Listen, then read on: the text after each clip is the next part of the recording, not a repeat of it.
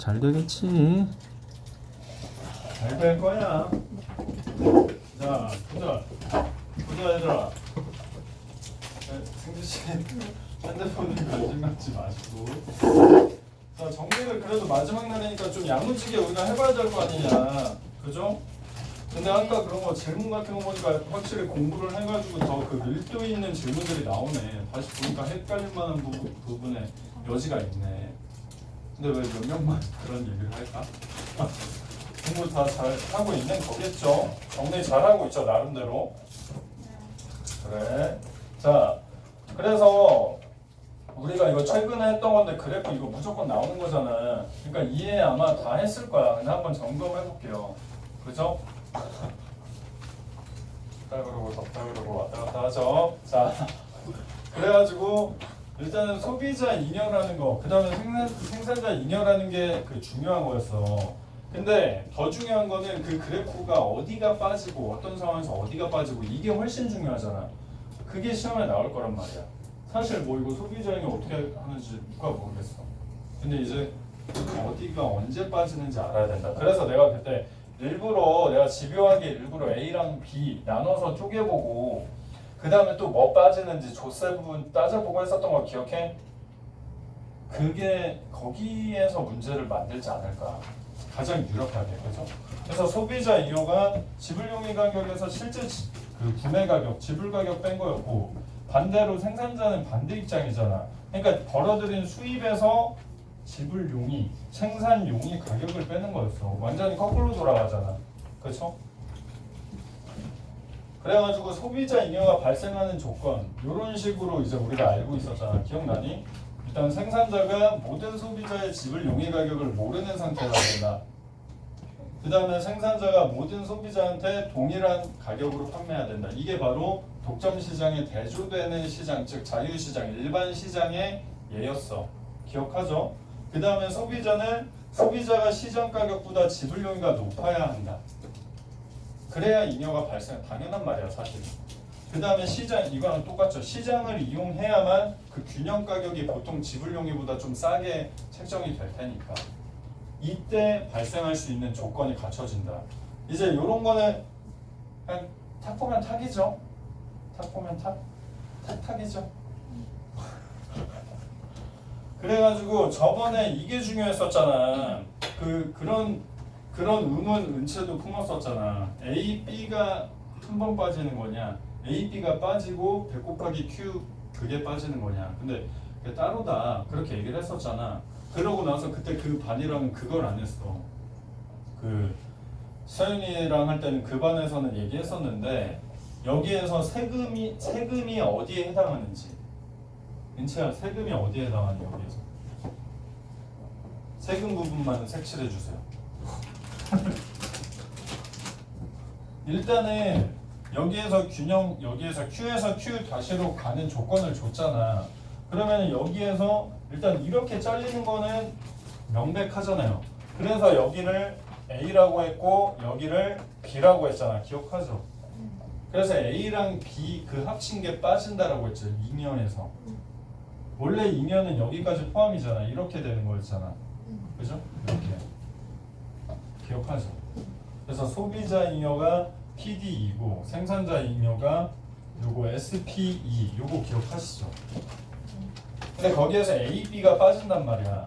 그 다음에 내가 세금에 반영되는 거 또 빼야 된다고 그랬잖아. 왜냐면 물건이 나갈 때마다 그 안에 세금이 생산자가 40원 내야 되고 구매자가 60원 포함되어 있는 가격이니까. 그러면은 울지 마시고, 그러면 A랑 B가 여기라고 봤을 때 그러면은 소비자 잉여는 어떻게 되는 거야? 세금을 100원 부과했을 때 여기가 남는 거예요? 여기가 남는 거야? 그러면? 그러면 아니 내 표정을 읽을 생각하지 마시고 아는 대로 대답하시면 돼요. 우리 내일 시험이야. 본인이 도움되게 하시면 돼요. 틀리면은 더 가긴 되겠죠. 틀리든가. 어디야? 남는 소비자 잉여가 저 여기 네모 사각. 어디 네모? 어디부터? 어디부터? 유혹 중이죠. 저 어. 밑에 네모. 여기 네. 여기부터 이렇게. 네. 오, 여기가 세금 부분이죠. 그래서 소비자 잉여가 결국에 남는 게 요 삼각형이었다. 이해되니? 왜냐면은 그 토요일 반 친구들이랑은 이걸 확실하게 했는데 일요일 반 친구들이랑은 여기를 말로만 했었어. 그래가지고 한 번 더 하는 게 좋을 것 같아가지고 정확히. 지원이 왔어요? 뭔 말인지 알죠? 그러면 생산자 잉여는 어떻게 돼? 이거 B가 빠지고 나서 그 다음에 물건을 판매할 때 여기가 남잖아. 생산자 잉여가. 그러면 어떻게 되는 거야? 이거 다 빠져? 세금으로? 그러면 지우. 그러면 어디가 빠져? 세금으로. 지금 생산자가 40원을 자기가 안 낸다 그랬잖아. 물건 가격에. 그러면 세금을 40원 자기가 낸다라는 거야. 그러면 잉여에서 그 생산에 들어간 돈으로 빠져야 되잖아. 조세로 나갔으니까. 그러면 어디가 빠지는 거야?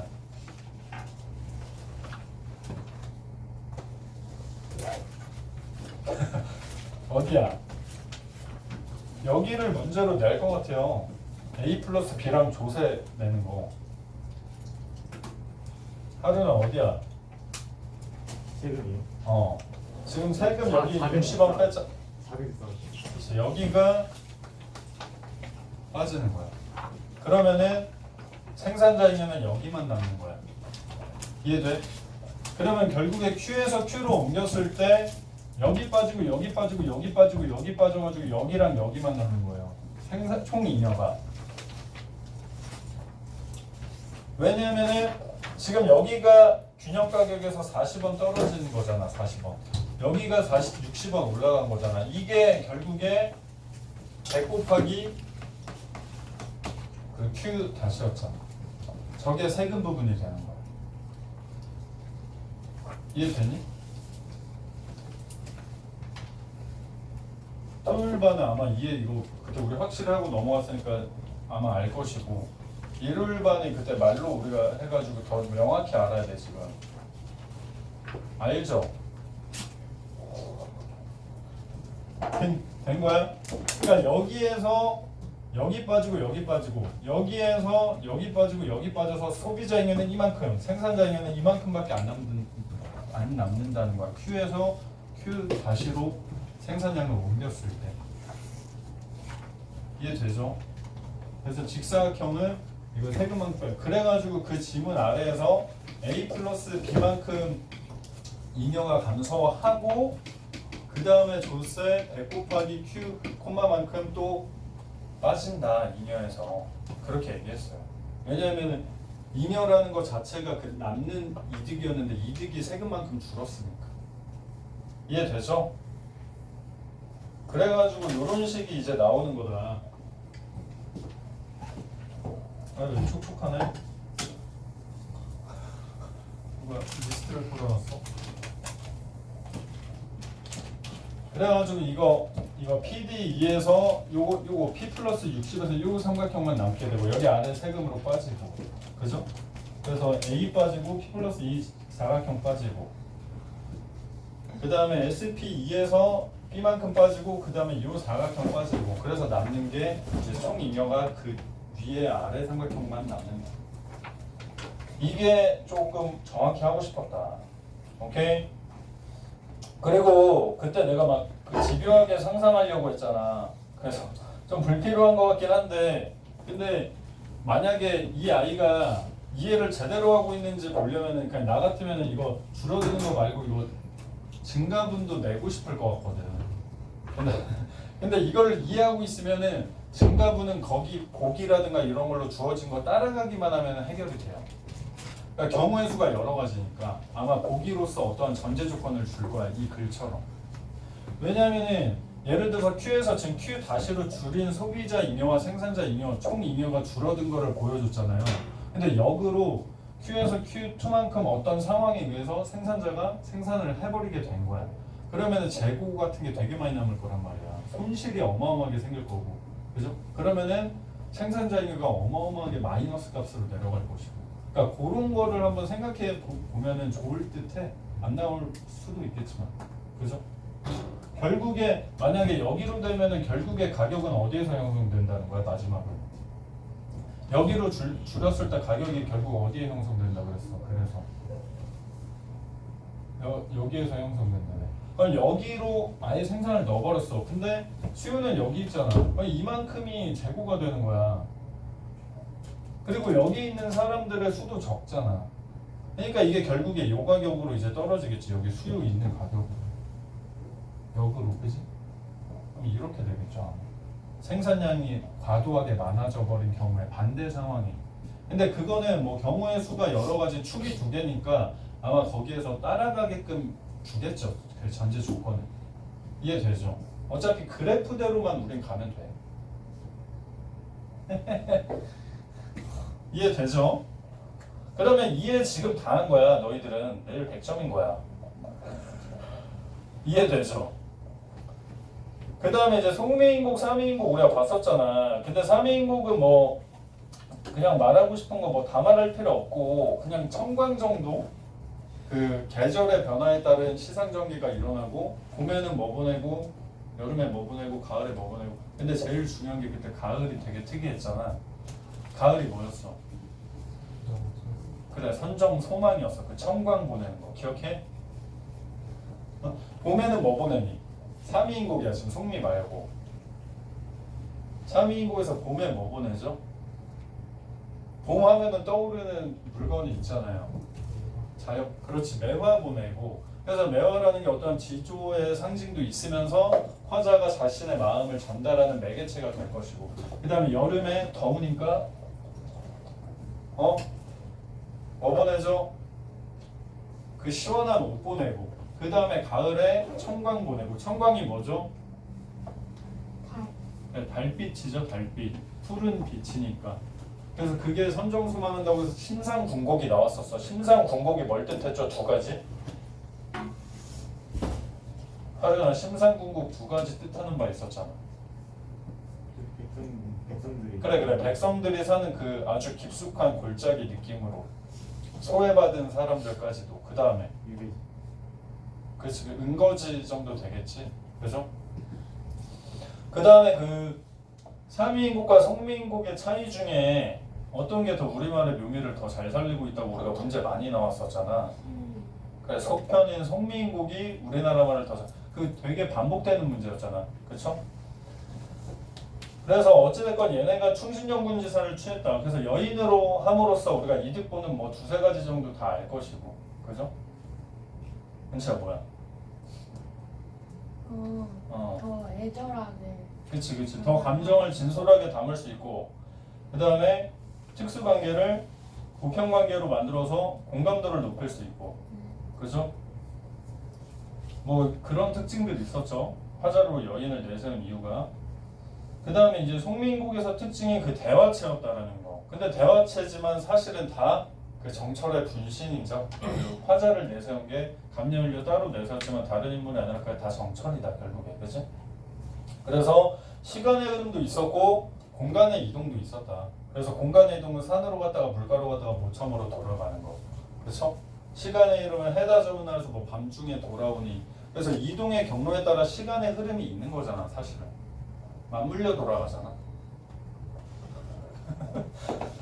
그래가지고 감녀와 을련에서 얘가 그냥 보조적인 거, 그래서 위로하거나 전개하거나 종결하는 거, 그래서 MC의 기능한다고 내가 얘기했었고, 그 다음에 을려가 중심화자로서 작가의 감정이나 정서를 노래하고 실질적으로 서사를 이끌어가는 사람이 되는 거죠. 이야기의 중심, 그죠? 그 다음에 그 학교에서 필기를 이거 정확히 잡아줬더라고. 이 개성은 간신으로 잡으면 안 된다. 무조건 가상 만남에 방해하는. 그래서 꿈을 깨는 존재로서 잡아서 뭐 원망의 대상 이런 식으로 되겠죠. 그 다음에 간신은 이제 우리가 아는 구름, 안개, 바람, 물결. 산으로 갔을 때는 구름하고 안개가 너무 많았고, 강으로 가면 바람하고 물결이 너무 많았고, 그렇죠? 그러면서 이제 반벽청등이랑 빈배라는 객관적 상관물이 나와요. 근데 또 이게 학교에 따라서 지는 해도 잡는 경우도 있는데 우리 학교는 그러지 않을 것 같아. 그래서 딱 여기에서만 될 것 같아. 근데 그런 건 있어요. 그 모든 감정이입은 객관적 상하물이 될 수 있다 없다. 될 수 있다. 그래서 문제 풀 때 그거를 조금 일단 열어놓으셔라. 근데 필기 보니까 그 차이점에 힘 주신 거 보니까 그냥 내가 가르친 그대로 할 것 같은데 혹시나 해서 우리 문제 풀다 보면은 그런 거 있었잖아요. 그 객관적 상하물인데 막 감정이 보고 이렇게 열어놓은 문제들 많이 발견됐으니까 그거 좀 생각하시면 될 것 같고 그 다음에 이제 분신으로서 나골이랑 구준비가 있었고 각각의 그 특성이 다르잖아. 그치? 소극적이고 그 다음에 시각적이고 그 다음에 상대방을 더 위해주고 배려 깊은 거는 나골이고 촉각적이고 님이 좀 힘들더라도 내 마음을 전달하고자 하는 어떠한 적극적 애정관이 숨어있는 건 구준비였고 근데 결국에 둘 다 어떻게 보면 일편단심인 건 마찬가지죠. 죽어가지고 저거라도 돼서 내가 표현한다라는 거니까. 그 다음에 이거 뭐 그 임탓하는 거 없다 그랬어, 그지? 그 조물주 자신의 운명 탓, 다 고루한 탓이라 그랬어요. 임을 탓할 수 없는 관계라 그랬어, 그죠? 그 다음에 이제 규중치루 쟁론기에서 이제 쓰임새, 생김새 이런 식으로 이제 다들 이제 알 거야, 그죠? 어떻게 나누고 있는지. 그 다음에 격언이라는 속담을 누가 쓰고 있는지. 그래서 그 감투할미가 막 그 개구해가지고 그런 걸로 막 얘기하잖아, 그죠? 용의 꼬리 달 바에는 뱀의 머리 막 이러한 느낌으로, 그치? 기억나죠? 그 다음에 막 구슬이 서말이어도 꿰어야 보배다 하면서 이제 그 시리아나 그 꿰매는 애들이 하잖아요, 그죠? 그래서 그거 정확히 알아두시는 게 좋겠죠. 그 다음에 이게 수필인데도 3인칭 관찰자가 있어가지고 모습을 서술하고 대사로 서술을 하는데 근데 그 아까 지우도 질문했었고 저번에 지연이도 질문했었던 내면 서술이 있냐 없냐 그게 좀 분석을 해봤는데 애매하더라고. 그 내면 서술이 없다고 하기가 애매해. 그 부끄러움도 막 나타나고 뭐 화가 나가지고 막 이런 거 나와서 원래 그런 거 나타나면 내면 서술이라고 하긴 하거든. 근데 이게 뭐 수필적인 관점에서 또 그렇게 안 보는 그런 것도 있는 것 같기도 하고 그래서 애매해서 내 생각에 이거는 딱히 다루지 않지 않을까 싶네. 근데 기본적으로는 3인칭 관찰자니까 사실 관찰자면은 내면 서술이 원래 안 나타나는 게 맞고 기억하죠? 그래서 이게 문제마다 뭐 답이 다르게 되기 때문에 그래서 이런 것도 알아두시고 그리고 문제 중에 그거 이게 되게 기억에 남더라고. 이거 다 풀었죠. 그 풍자의 대상이 바뀌는 거. 여기에 난 요 문제 되게 잘 만든 문제 같아요. 그래서 전반부에서 풍자의 대상은 다 자기가 잘났다고 하는 치루가 될 것이고 그 다음에 후반부에서는 그 규중 여인이 그걸 다 입막음 해버리고 자기가 짱이 돼버리니까 당대 권력층 상징하면서 풍자의 대상이 얘로 바뀌잖아. 그래서 뭐 풍자의 주체와 대상 간의 변화가 일어난다 막 이런 게 답이었었잖아. 이런 거 문제 되게 좋은 것 같아요. 심도 있게 이해를 하고 있는지 그 이면적인 주제라든가 이런 거 다 알고 있는지까지 물어볼 수 있으니까. 그죠? 그래서 귀중 여인이 결국에 완전 짱인 거니까 당대 지배층을 상징하게 됐었잖아요. 그죠? 양반 권력층. 그래서 할미를 긍정적으로 볼 수도 있고 부정적으로도 볼 수 있었어. 그죠? 그래서 아첨하는 사람, 당대 권력층에 붙어가지고 아첨하는 사람으로도 해석을 할 수가 있었고 아니면 진짜 중재를 잘하는 사람, 연륜이 있어서 지혜가 있는 사람 이런 식으로도 다 가능하다 그랬어. 근데 뭐 역할은 어찌됐건 간에 서사적인 진행에선 중재자를 하고 있는 건 완전 맞죠. 그렇죠? 그 다음에 피역사문은 진짜 뭐 별거 없는 것 같아요. 별거 진짜 없는 것 같고 가죽 새 친구니까. 근데 이제 외양 묘사가 벨트 구두에선 드러나는데 지갑에서는 바로 상황 묘사밖에 없더라고. 뭐 그런 것들? 그래서 막 이런 선지 뭐 있었던 것 같아. 뭐 외양의 대조를 통해 이거 지연이가 물어봤던 것 같은데 외양의 대조를 통해 뭐가 들어간다는데 그게 오답이었었잖아. 그래가지고 근데 일리가 있는 질문이었어. 왜냐면은 외양의 대조 그 벨트 얘기할 때 어디 외양의 만약에 대조라면 어디가 생각나요?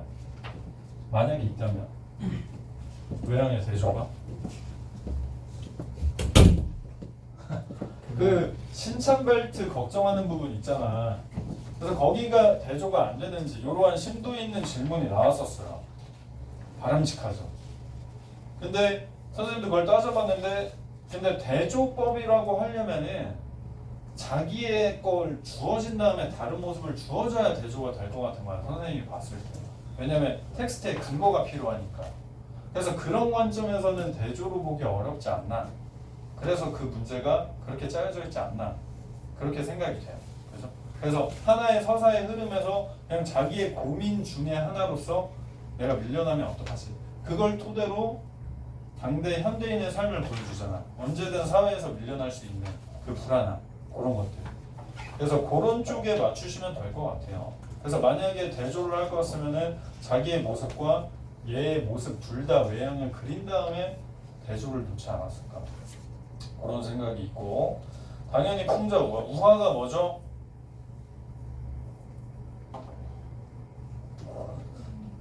동물에 원래 빗대어서 표현한 건데 여기에서 우화적이잖아요. 다 피역사무라고 해서 다 사물에 빗대어서 표현을 했으니까.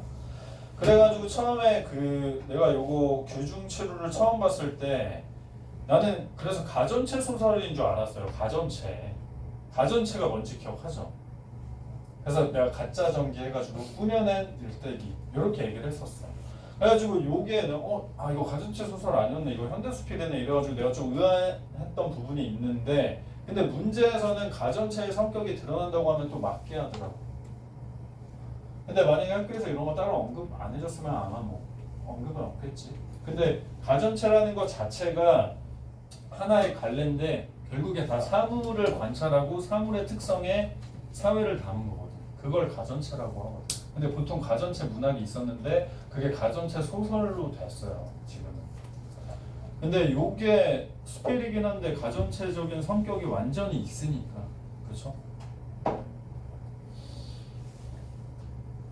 그 다음에 이제 사평역에서라는 현대시가 있었고 사평역이라는 그게 있었잖아요. 소설이 있었잖아요. 당연히 사평역에서 현대시와 그 소설의 차이가 뭐였어? 인물을 어떻게 다루는 거야? 뭐가? 소설이 중심. 그치. 소설이 인물을 구체적이고 개별화하고 다 서사가 담겨 있어요. 근데 소설의 특징 중에 하나가 그러한 인물들이 등장은 하는데 중심 인물이 있다 없다. 이 중심 인물은 없다.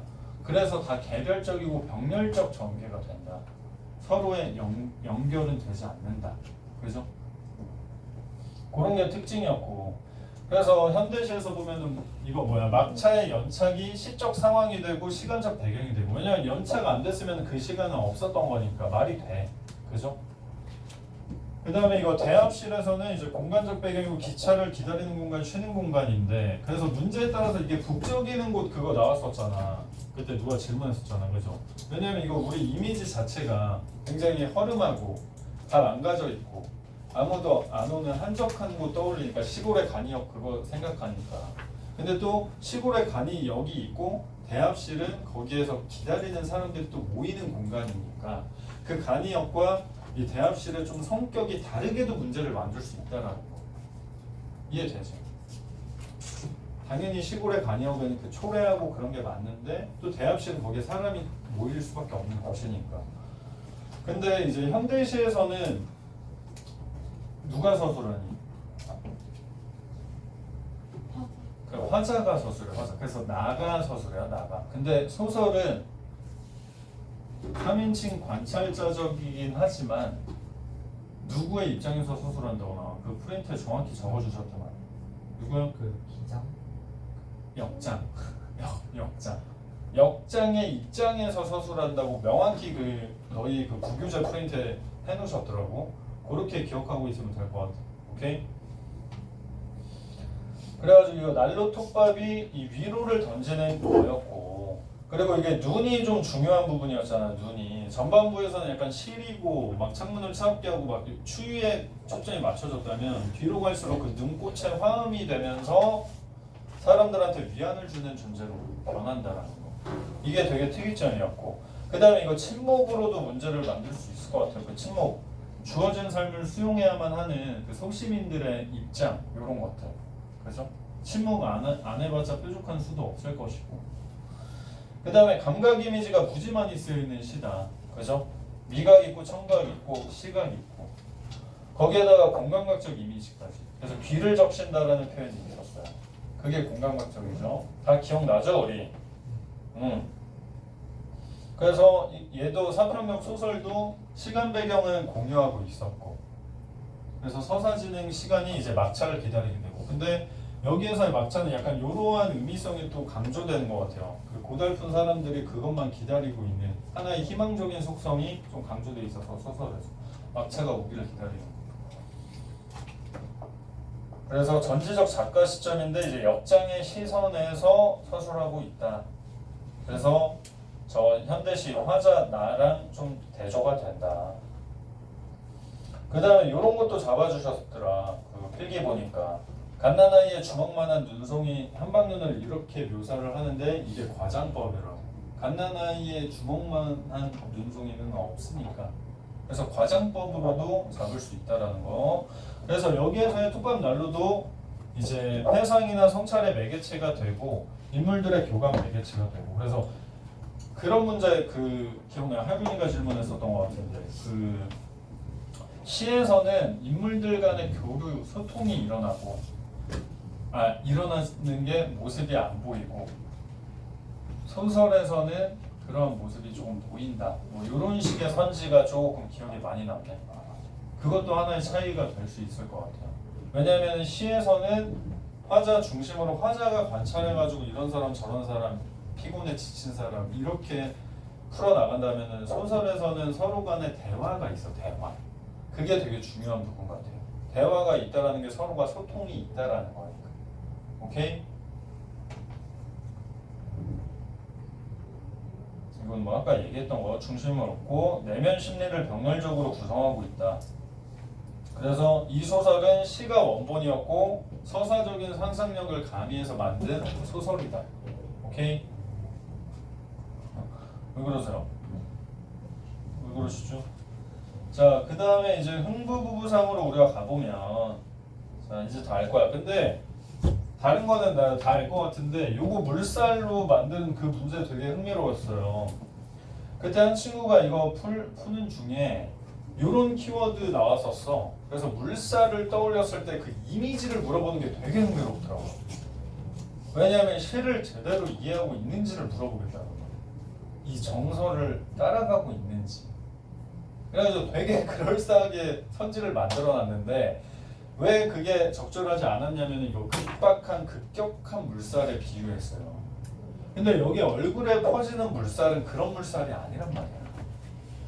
은은하게 퍼지면서 그 웃어지는 천천히 슬로우 모션 거는 그 물살에 되게 가깝다는 말이지. 그래서 정신적인 만족이랑 연결되는 거란 말이지. 그렇죠? 근데 이거를 급물살에 비교해가지고 그거 적절하지 않은 거고. 근데 그 문제가 되게 기억에 많이 남겨. 되게 좋지 않니 문제가? 진짜 헷갈릴만한 것 같아요. 왜냐면 디테일하게 해석 안 하죠. 근데 아마 너희들은 다 알기 때문에 다 맞았다고 한 다음에 거기를 돌아와서 그 답을 찍었겠죠. 그죠? 그래서 이게 잔잔히 번지는 웃음이 이미지고 그래서 안분지족이랑 연결이 됐었어. 그 물살. 그래서 물살이 그 웃음살이라고 한 그 살, 그 물살이 되게 중요한 부분이었어. 그 다음에 박덩이는 가난을 상징한다 그래서 그 박 자체가 쓰임새가 되게 많은 대신에 그 서민들의 음식 그런 거라 그래서 안에 다 긁어먹고 바가지로 쓸 수 있고 내다 팔 수도 있고 뭐 저런 건 다 알 것이고 모르면 이제 슬퍼지는 거죠. 그 다음에 이제 구슬을 눈물로써 해가지고 이게 외부 연계된 문제가 되게 많았잖아. 같은 의미를 골라라 이런 것들. 그런 게 나올 만한 것 같아요. 눈물의 의미. 그리고 또 유사한 거. 되게 그 어레인지가 넓잖아. 외부 연계할 수 있는 게. 그래서 쉽게 나오면 진짜 눈물만 찾으면 되는 건데 어렵게 나오면 그 눈물의 의미성까지 따져봐야겠죠. 그렇죠? 그래서 여기에서는 이제 연민의 눈물이고 내가 사랑하는 거의 끝판왕인 연민이잖아. 그렇죠? 그래서 여기에서 이제 그 특징들, 그 부교자 특징들 정리된 게 이런 거. 말 건네는 어조다. 대화체 형식이다. 독자에게 말을 건네는 투다. 그 다음에 명령형하고 단정적 어조를 활용함으로써 교훈성을 높이고 있다. 그래서 뭐뭐 보라, 저 웃음살을 헤아려 보라. 그것이 문제다. 그것이 문제다. 그것이 중요하다. 이런 식으로 해가지고 단정적으로 하면서 교훈성을 강화시키고 있다라는 거. 그죠? 그 다음에 이제 흥보가는 그래서 그때 그 누구야 누구의 정보에 의하면 흥부가에서 드러난 녹화 잘 되고 있네. 흥부가에서 드러난 그 수사법에서 문제를 나올 것이다 막 그렇게 말씀도 해주셨다며 민지야. 네. 그죠? 네. 잠자는 민지 씨. 그래가지고 여기에서 뭔가 언어 유희 나올 법하지 않나. 저번에도 안 나왔고. 여기서 내가 진짜 왜냐면은 동산 탈춤에 무조건 나왔어야 되거든. 그러니까 아직도 신기해. 그걸 안 낸 게. 그때 우리가 막 연습을 엄청 시켰는데 언어 유희를. 그래가지고 우리 그때 동산 탈춤에서 배웠던 언어 유희 개념 기억나? 뭐 음의 유사성, 발음의 유사성. 그다음에 동음 이어. 그다음에 처버의 반복. 뭐 가군 맞추기. 그 랩 생각하면 돼. 끄듬 맞추거나 두음 맞추거나 운 맞추는 거. 그다음에 또 뭐가 있었죠? 내가 놓치는 거 있니? 그러니까 요런 것들이 언어 유희잖아. 언어 유희. 그래가지고 흥보가에서 언어 유희 나오는 파트 뭐야 얘들아? 맞아요. 발구장이 뭐니까 와 공부 잘 돼 있다. 그래 닭장이잖아. 그래서 걔가 그 가부장적으로 그것 좀 꺼내와 하는데 그거 어디 있는데요? 그 저희 집에 장이 없는데요. 그 아내가 말하잖아. 흥보 와이프가. 근데 거기에 달구장 있지 않는가 막 해가지고 언어 유희 하는 거. 그래서 요거의 언어 유희는 뭐 음의 유사성 이런 식으로 나와 있었던 것 같아. 그래서 동음 이어로도 볼 수 있을 것 같고 그 장이 닭장이고 장롱장 그거 다른 거니까. 오케이? 그래가지고 언어 유희가 이번에 나온다면은 근데 막 잡아주진 않았지 언어 유희를. 네. 그러면 여기서 어떤 수사법이 나온다는 거지? 언어 유희를 언급조차 안 했다 수업에서. 꼬리도 안 아 그럼 쥐꼬리도 안 했으면 진짜 그거는 아무리 인덕원이어도 안 될 텐데. 나왔어요. 개미 다리만큼도 언급이 아예 없어요. 개미 다리요? 굉장히 짧네. 아니 그래요? 그럼 어디서 나온다는 걸까? 서술자 개입인가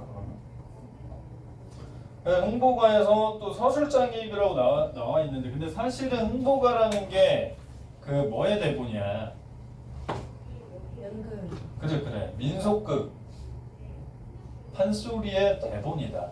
그러니까 그런 측면에서 이제 원래 서술자 개입으로도 말할 수 있을 것 같고 그 창자의 개입이라고도 할 수 있을 것 같고 서사에 그죠? 그래서 우리 그 봉산탈춤에서 봤듯이 민속극은 관객과 무대 간의 그 벽이 허물어져 있으니까 항상 끼어들 수 있는 여지가 있었고 그러다 보니까 그게 소설로 정착하면 원래 서술자 개입이 되는 거였고 그래서 우리가 봤던 그 학원 교재에도 서술자 개입이라고 많이 나와 있었잖아. 그렇죠? 그리고 학교에서도 이거 서술자 개입은 좀 강조했죠. 그죠? 그래가지고 여기에서 이제 창자에게 또 말 거는 어투도 있어가지고 뭐뭐 하겄다 막 해가지고 그 걷다 우리 표시했었던 거 기억해요? 아니요. 서사는 진행할 때 뭐뭐 이러겄다 해가지고 이게 원래는 창자가 관객과 소통할 때 그 말투 그게 들어가 있었다. 오케이? 뭐 서술적인 이런 가관이 없던가 보더라 해서 이 상황이 너무 끔찍하다 뭐 이런 식으로 갑자기 서술자가 개입하는 게 되겠죠. 그래서 흥보가 막 이러한 성격이 있었는데 우리 그거 했었잖아. 그 선생님 판소리 사설 좀 디테일하게 설명해 줄 때 이런 거 이제 맥락은 이해가죠. 왜 이렇게 모순성이 많이 발생하는지, 왜 그렇게 다양한 성격이 존재하는지, 그죠? 많은 이본이 있었고 그 판소리 특징상 처사의 중심을 맞추기보다 전개 막 졸음 참는 눈을 마주치고 그 전개의 흐름을 맞추기보다는 뭐에 맞춘다 그랬어? 장면의 극대화에 맞추고 거기에서 나열과 열거 쓰고 그죠?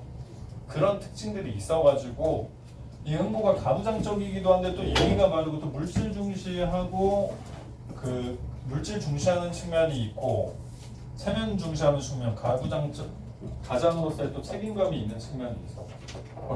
그런 것들이 있었다. 그죠? 그래서 돈돈돈 밝히면서 삼강오른을 조금 등한시하고 그 다음에 그 문제 지우가 물어봤었나? 그거 흥부의 아내가 물질적으로 밝힌다 안 밝힌다 밝히는 거야 안 밝히는 거야? 그래서 어떤 대목에서? 그렇지 그 흥보가 딱 돈 내놓으니까 돈 좀 봐, 돈 좀 봐, 돈 좀 가져와, 돈 좀 보자. 이런 거에서 이제 물질 중시가 보인다고 했어요. 그래서 만약에 여기에서 외부 쪽을 건드린다면 결국에 우리가 개념을 다 아니까 그 맥락을 파악해서 문제를 풀어야 될 거야. 만약에 흥부가에서 다른 쪽이 나온다면. 근데 교과서는 너무 작고 막 이러기 때문에 언제든 다른 데서 나올 여지는 있죠. 그렇죠? 근데 어쨌든 우리는 큰 틀은 알고 있으니까. 그래서 맥락 잡고 그 다음에 그 운율감이 그 정서랑 맞물린다라는 거, 그죠? 그래서 애절한 게 진양조여가지고 가장 느린 거였고, 그죠?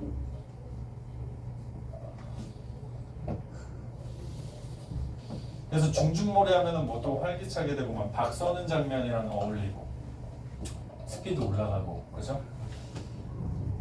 자, 그래요.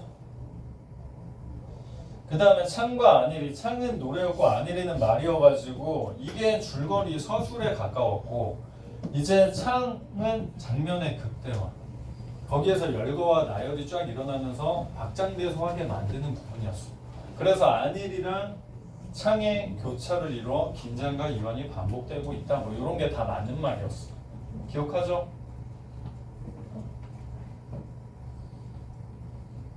근데 항상 이런 그 고전에서 약간 표면과 이면적 주제 있다 그랬잖아. 그래서 당시 신분제가 조선 후기에 무너지면서 그런 걸 좀 다루기 시작했는데 표면에 바로 꺼내면 바로 댕강되니까 그걸 이면에 숨겨놨다. 그래가지고 흥보가로 따지면 원래 형제간의 우애나 뭐 권선징악 정도가 되는데 그 이면에는 신흥 상인계층, 그 사회 계층의 발달, 뭐 신분의 이동 이런 것들이 다 숨어 있었다. 기억해? 그래가지고 흥부는 신분제와 유교 사상 속에서 몰락한 양반을 대표하는 측면이 있고, 놀부는 조선 후기의 그 서민부자, 그래서 그 문제에 따라서 신흥 상인계층이라고 얘기하는 것도 있었어요. 조선 후기에 신분제가 몰락하면서 돈이 짱이 들고 상인의 계층이, 원래 상인은 굉장히 인정 못 받는 애들이었는데 부유층이 생겨버렸다. 그래서 그렇게 이면적 주제를 해석할 수 있었다. 그죠? 표정들 왜 이렇게 안 좋아요? 너 시험 끝났어요? 죽상 같아. 아니 왜 이렇게 많지? 아니야 없어요. 이제 끝났어. 자, 예덕 선생전 우리가 충분히 봤다. 충분히. 근데 요런 거 문제 좋잖아. 자네가 부끄럽게 여기는 것도 저기 있지 않고 여기 있는 것일세 그려 해가지고 저기랑 여기 요런 거 잘 찾아야 되잖아. 예덕 선생전 기억해? 막 얘가 왜 문화를 그만두겠대. 문화가 뭐야? 그 아래에서 가르침 받는 거. 근데 그거를 왜 나가겠다 그랬어? 네, 저런 인간이야. 그치? 왜 저런 더럽고 신분 낮은 인간이랑 교류를 하냐, 교분을 쌓느냐? 그래가지고 선교자가 얘기하면서 선교자가 딱 직언해?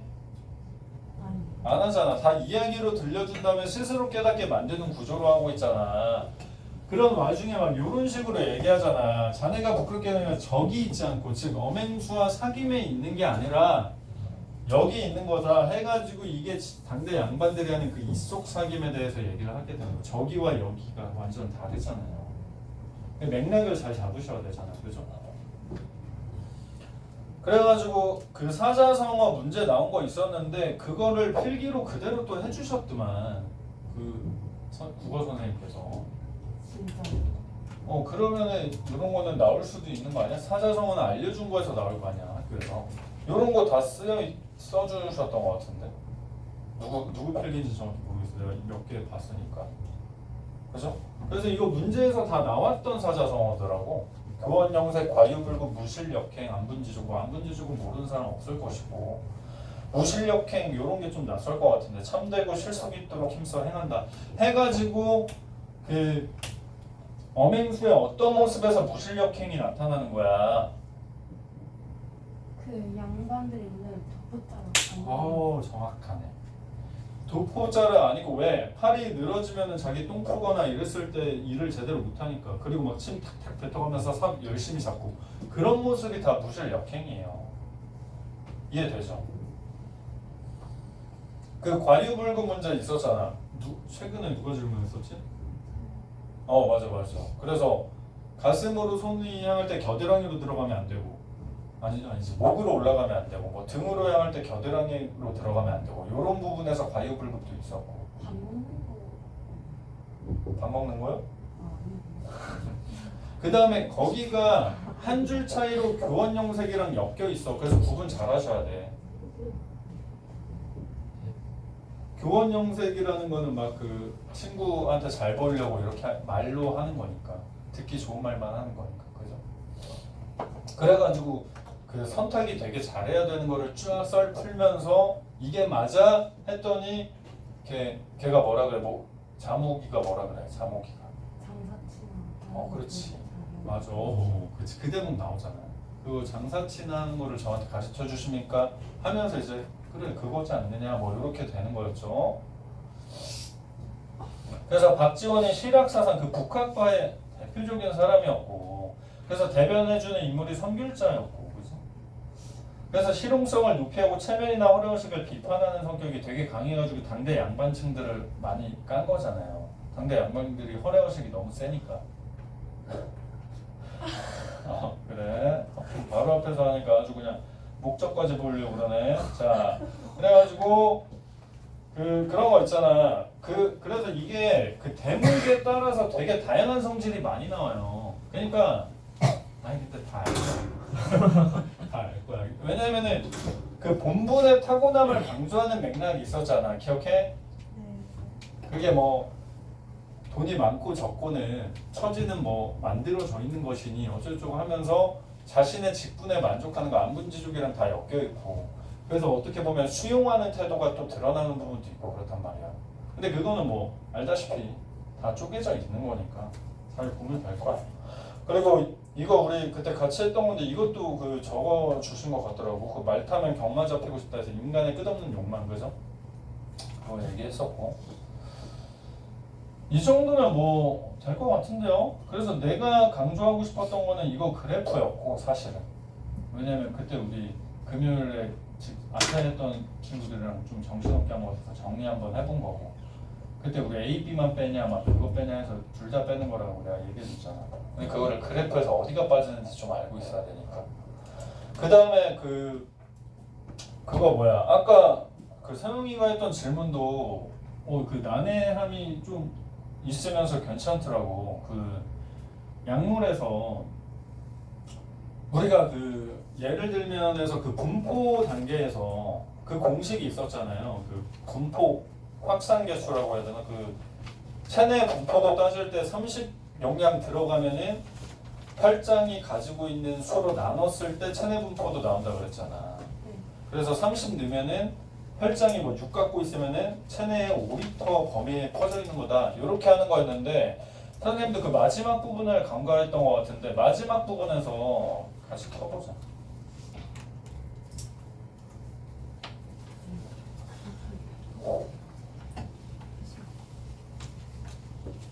네, 마지막 부분은 그러니까 내가 지금 말한 게 여기에요. 예를 들어 혈액에 도달한 약물이 30이고 혈장 약물 농도가 5면은 약물은 체내에서 6리터의 공간을 차지하고 있는 것이다 해가지고 이 공식으로만 따졌을 때 혈장 약물 농도가 높을수록 체내 분포도는 떨어진다고 우리가 잘 잡아놨었어. 기억하죠? 기억하죠. 왜냐면 이 공식에 따르면 그래요. 혈장이 많이 갖고 있을수록 체내 이 공간 차지는 떨어지니까. 그죠? 그래서 분포 용적을 이렇게 구하는 거니까. 근데 이제 여기 있잖아요. 여기 아까 그 질문을 듣다 보니까 그렇게 생각될 수도 있다라는 생각이 들었는데 그래서 원래는 그 뭐냐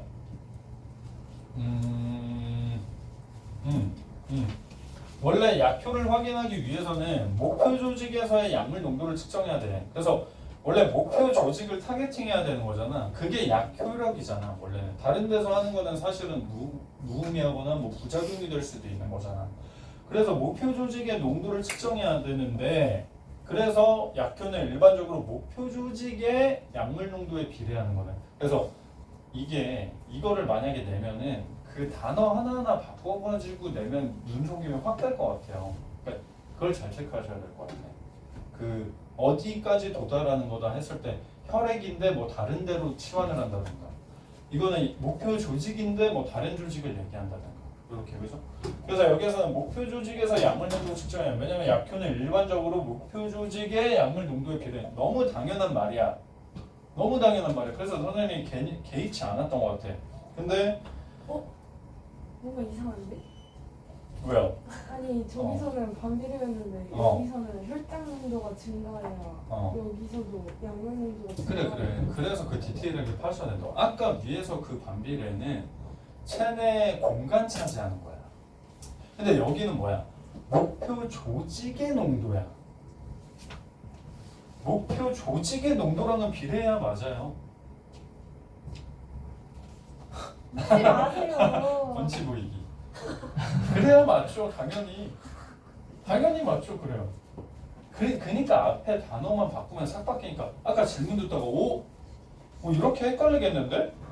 마치 그때 우리 그것처럼 그 법 관련 중간고사 때 그거 범죄 보이스피싱 그것처럼 막 싹싹 바꿔가지고 낼 것 같은 거야. 갑자기 확 아니 왜 약물 농도가 증가해야 진짜 영감이 탁 튀었다니까. 궁금해서 그렇구나. 이해돼? 네. 그러니까 어디 조직인지가 중요해. 분포랑 달라 또. 그러니까 그래서 약간 지우도 이런 질문했어요. 공부 열심히 한 친구들이 이런 질문 한단 말이야. 그러면은 체내에 퍼진 거랑 약효랑 관련성 어떻게 되냐? 나도 모르겠어요. 뭐야? 나도 모르겠어서 이렇게 얘기했어요. 체내에 퍼지는 확률로 따졌을 때는 당연히 목표 조직에 도달할 확률이 높아질 테지만 텍스트로 봤을 때 그거에 대한 근거는 없다. 이해되죠? 왜냐면은 목표 조직의 농도를 따져야 되는데 많이 퍼졌다고 해서 가능성은 있지만 목표 조직에 꼭 많이 있으리란 법도 없잖아. 이 텍스트에 의하면. 그래서 내가 그렇게 확답을 안 내린 거야. 만약에 그렇게 하려면 보기를 주겠죠. 그거에 대한 브릿지 역할을 하는. 근데 그런 생각을 해본 친구가 시험장에서 생각이 핑핑 빨리 돌겠죠. 안 하는 뭐 하면서 하고 다 틀리겠죠. 이것 때문에 현대시 못했어요. 방금 왜냐면 주어진 거니까 최대한 내가 면밀하게 그래서 파라는 거야. 어찌됐건 경우의 수를 따져보자면 내가 왜 그래프 그걸 일부러 양 늘려고 해? 내가 헛짓하는 거야? 나도 하기 싫어요. 근데 그렇게도 이렇게도 저렇게도 봐야 우리가 경우의 수를 따질 수 있으니까. 근데 저 지훈이 있는데 그 저희 이거 약물이랑 그 무슨 뭐 역사 뭐 보시기 뭐 하나 그거랑 이거 그래프 있잖아요. 이거 세 개 중에 하나 나오는 거. 그래 대리제도 있잖아. 대리제. 아 맞다. 그거 세 개고 이거 그래프는 무조건 나오는 거고 80일간의 세계일주랑 엮여 있는 거고. 그러니까 이거 그래프는 그냥 교과서예요 사실은. 그리고 새 지문은 모의고사고. 그죠? 그래가지고 지금 그것까지 일단 됐죠? 내 얘기 뭔 말인지 알죠? 근데 여기에서 봐봐. 이건 예외가 좀 있다 이거야. 이걸 우리가 놓쳤어. 심장과 같이 체내에 있는 조직은 시료를 직접 채취하기 어렵기 때문에 원래는 직접 채취하나 봐요. 그 목표 조직의 농도가 얼마나 되는지. 그럼 게임 끝나는 거야. 효과를 볼 수 있어. 근데 심장을 우리가 막 하기에는 리스크가 크잖아. 그러나 하늘나라 가는 거잖아. 그러니까 혈장 약물 농도를 측정한대. 그러니까 여기가 약간 페이크를 걸 수 있는 여지잖아. 갑자기 또 혈장 약물 농도가 나왔어. 아까 혈장 약물 농도랑 그 체내 분포도 따졌었잖아. 그래서 심장 같은 경우에는 혈장 약물 농도를 측정하고 왜냐면 혈장 약물 농도가 증가하면 목표 조직인 심장에서 약물 농도가 증가할 것으로 가정을 하는데 여기가 되게 중요한 것 같아. 그러면 여기는 혈장 약물 농도가 증가하면은 비례적으로 심장의 타겟팅이 잘 된다는 거야. 대박. 명강이. 아니 명강의가 아니라 이게 되게 생각 안 해봤어요? 네. 아니 나도 아까 불현듯 듣는데 그게 약간 모순같이 들리잖아요. 한 번 더. 아니 우리가 아까 위에서 그 체내 분포 리터 따질 때 그 혈장 약물 농도가 낮을수록 체내에 많이 퍼져 있다고 했잖아. 그래서 30 나누기 6 했을 때 5리터가 나왔었잖아.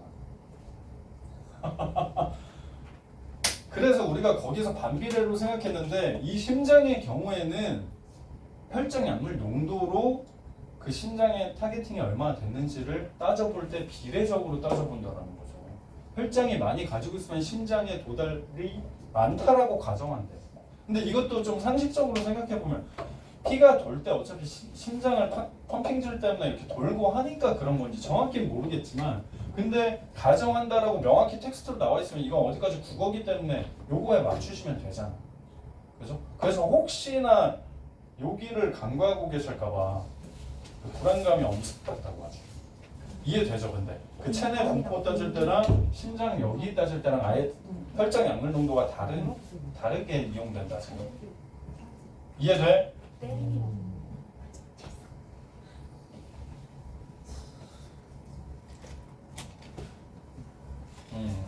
그 부분이 조금 이거 헷갈릴만 하겠다라는 생각이 들어가지고 그리고 뭐 다른 건 다 정리 잘 돼 있겠죠. 근데 나 역사는 뭐였는지 기억도 안 나.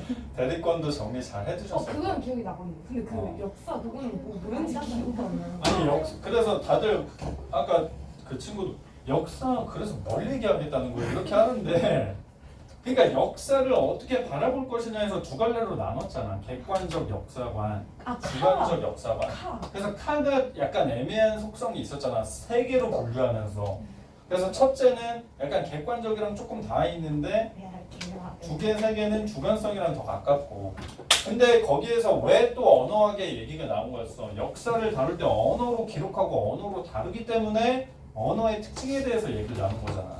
그래서 언어의 특징 중에 불투명한 뭐 지시성인가? 그게 있었잖아. 그래가지고 예시로 막 꽃으로 들고 막 그랬잖아요. 꽃을 얘기하는데 정확히 실제를 지칭하기는 어렵다. 그런 거였어. 이해되죠? 그래서 그냥 역사학을 어떤 관점으로 보느냐에서 인물 따지는 거야. 그죠? 그래서 그 주관성을 대입하지 말아야 된다라는 측면이 있고 그렇게 될 수밖에 없다라는 애도 있고 반영해야 된다라는 애도 있고 이런 거죠. 뭐 콜링우드랑 카에 또 차이가 있을 거고 공통점이 있을 거고. 그래서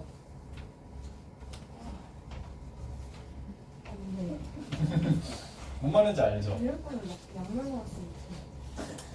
이 정도면은 아마 이제 혼자 잘 정리하면은 좋은 결과 있겠죠. 좋은 결과 있을 겁니다. 오늘 다사다난한 게 내일을 위한 액땜일 것이야. 오케이? 아니 뭐 질문 있냐 질문? 질문 저 주세요. 아 오케이. 그래서 남은 시간 동안 우리가 어이구 뜨겁네.